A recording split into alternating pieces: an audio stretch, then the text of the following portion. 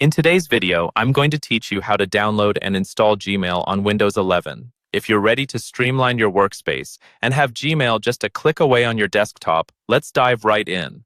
We'll start by opening up your Chrome browser. If you haven't already, type in the URL for Gmail and sign into your account. Make sure you've got the Chrome browser running smoothly because it's what we'll use for this process. Once you're signed in and everything's good to go, take a look at the top right corner of your browser window.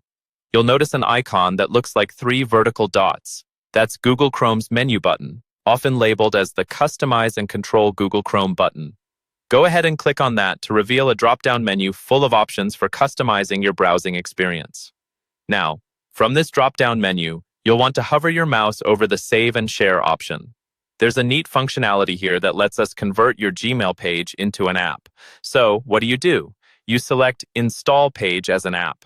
If you're seeing Create Shortcut instead, that's perfectly fine too. Just make sure to tick the box that says Open as Window, as this will ensure your Gmail app behaves more like a standalone application rather than just a tab in your browser. A prompt will then appear on your screen. Here, you have the opportunity to rename your new app. This is completely optional, so feel free to get creative if you like, or simply leave it as Gmail. With that settled, click on either Install or Create, depending on what your specific option reads, and voila, your app will be created. Now here's the best part.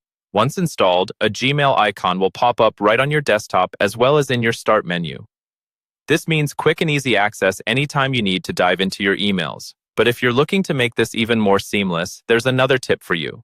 Navigate to your taskbar, locate the Gmail icon, then right-click on it.